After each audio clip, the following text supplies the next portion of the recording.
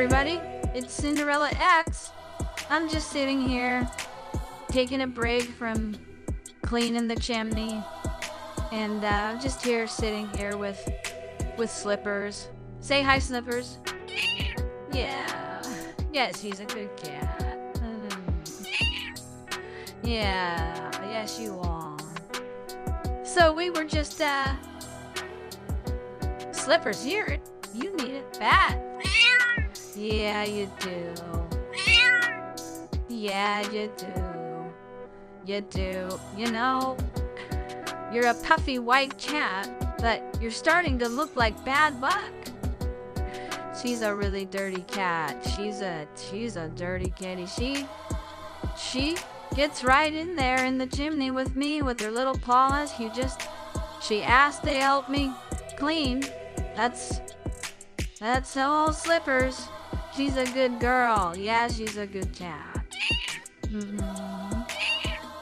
Anyway, I was updating you on Timothy Alberino a couple days ago, and now I was actually waiting until this morning. It's Friday morning, and I was actually waiting until now to hear more from him, but I didn't hear. I don't have anything else but just his last entry.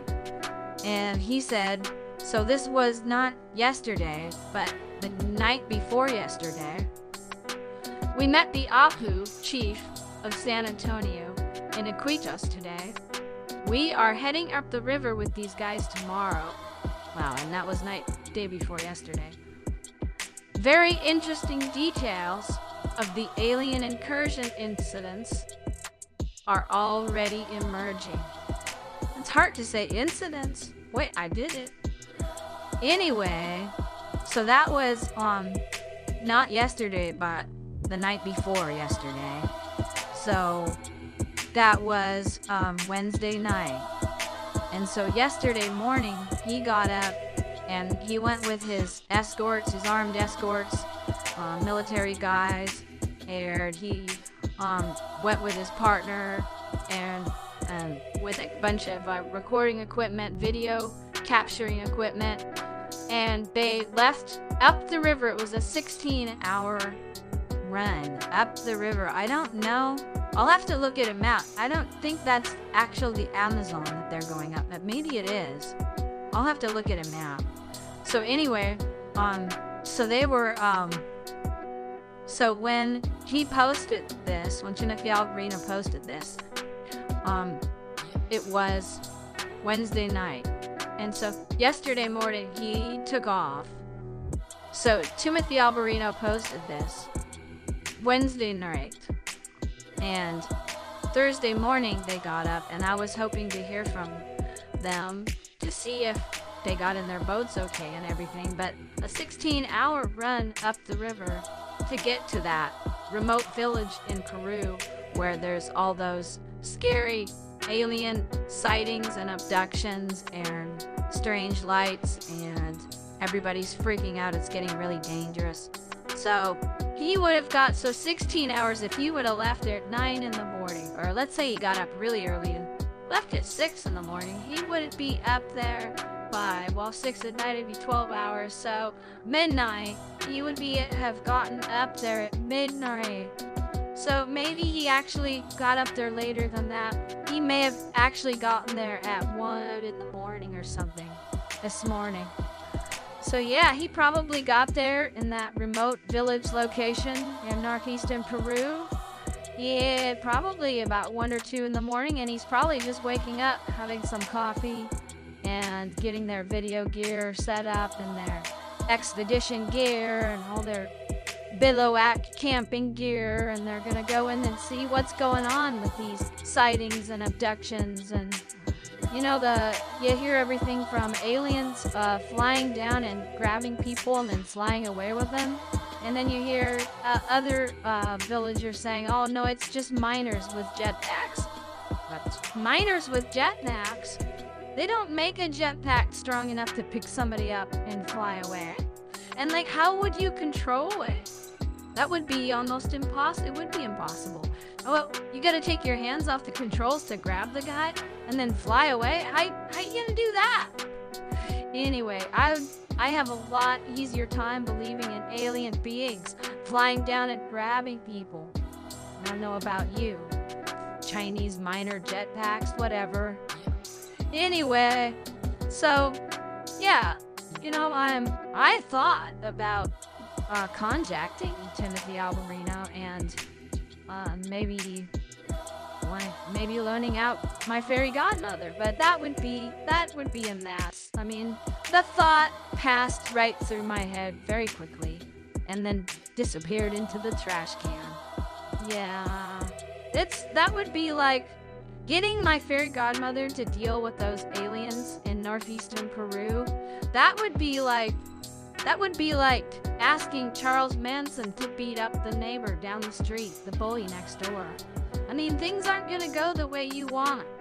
Like, it's gonna be a mess, so it's best to leave her alone. I'll give you an idea of how much I try to avoid my fairy godmother. I was cleaning a chimney 3 months ago, and Slippers was with me. Right, Slippers? You remember that. Yeah, that wasn't any fun, huh? No, you were getting hungry. Yeah, I got stuck in a chimney for 3 days. And you know what? I thought about calling my fairy godmother because Slippers was getting hungry. Yeah, I know, and she had no kitty treats.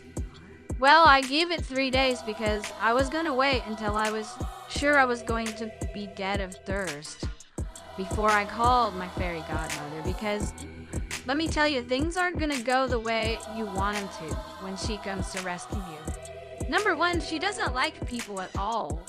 She doesn't like people. If she's a fairy. The faith folk, they don't like people. They think we're too noisy. They want us all to go away. That's why they don't like us. So when I call out to my fairy godmother, she's not like God. She's not omnipresent, listening to everything I'm ready to say. No, she hears really well. She can hear me from 10 miles away. So I would have called out to her, and it would have been problematic because I was in the chimney, so she may or may not have heard me. She's 10 miles away. She's in the forest. She's having one of her stupid little gopher weddings, because that's what she always does. It's just creepy. She dresses them up in little tuxedos, and you say, oh, well, they don't even know what they're doing. They're just gophers. Oh, she makes sure they know what they're doing. It's downright disturbing, right? And she performs the ceremony. Do you take this gopher to be your lawfully wedded wife? And she thinks she's a pastor. She thinks she's a preacher. She's not a preacher. Preachers don't marry gophers. And taking it so seriously, that's what's so disturbing. No, if I would have called my fairy godmother to rescue me from the chimney, she would have come and probably cut me in half, dragged me out of both halves of me out of the chimney, and stitched me back together. And let me tell you, that will hurt. That will hurt really. That would hurt bad, right, Slippers? Yeah, we don't want that. That's worse than a bath, isn't it? Yeah. So, anyway, it's been really, really nice to hang out with everybody here in my Fringe family. And I guess I'll just go back to sweeping the chimney. I've got another 2 chimneys to go before I can stop and climb into bed with Slippers. So, but anyway, I'll keep you updated on the Timothy Alberino Aliens in Peru expedition. So, stay tuned.